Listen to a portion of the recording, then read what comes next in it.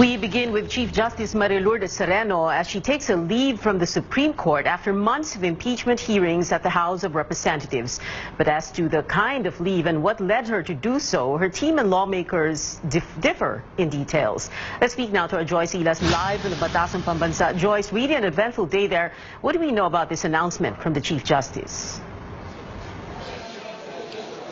Chief Justice Maria Lourdes Sereno is taking a break from work from March 1 to 15 to first de-stress and second to also prepare for a possible impeachment trial in the Senate. Now her spokesmen are also saying that she is open to extending this 15-day leave indefinitely if she feels the need to do so.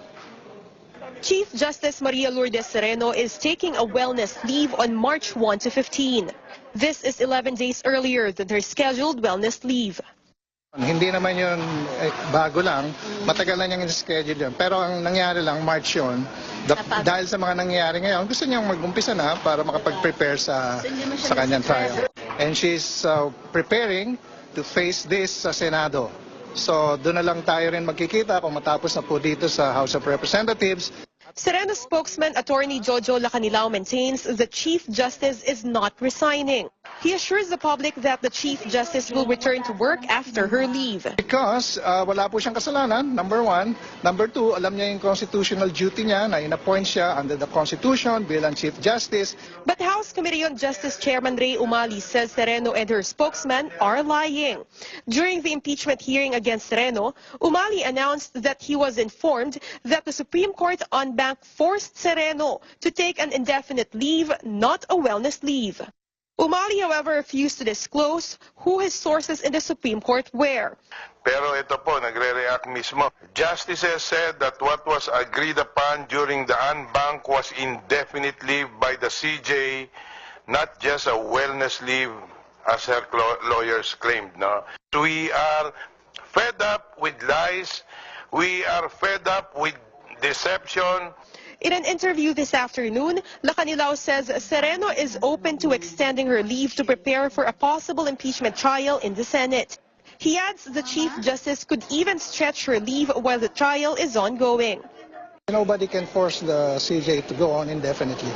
And nobody can force her to resign because that's just unconstitutional. Meanwhile, the Bureau of Internal Revenue reveals that based on its investigation, Sereno failed to truthfully declare her earnings when she served as lawyer of the Office of the Solicitor General for the Piatco case in 2004 to 2009. BIR Deputy Commissioner Arnel Gubalya says based on documents from the OSG, Sereno earned almost 32.5 million pesos. Sereno claimed she only earned 30 million pesos.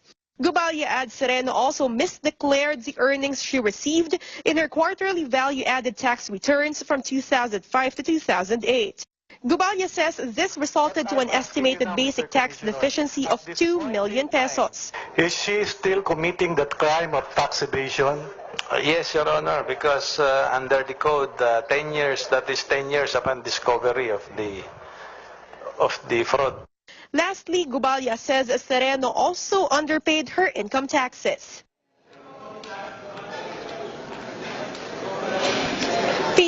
Sereno's spokesman, Attorney Jojo Lacanilao, said that it is unlawful for the BIR to still investigate Sereno's tax returns from 2004 to 2009 because the prescriptive period has already lapsed. He also said that it is the OSG's responsibility and not Sereno's to submit her quarterly value-added tax returns. And lastly, Lacanilao said that Sereno cannot be impeached for possible violations she may have committed before she became Chief Justice. Pia.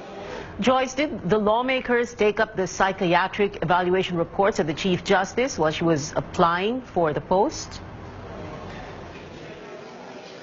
Pia, the psychiatrists and the registered psychologists who evaluated the psychiatric reports of Chief Justice Sereno are here today. However, they requested for an executive or a closed-door session because they are invoking the doctor-patient confidentiality. They also asked the committee to give them legislative immunity to protect them or to shield them from possible cases insofar as this confidentiality is concerned. Yeah.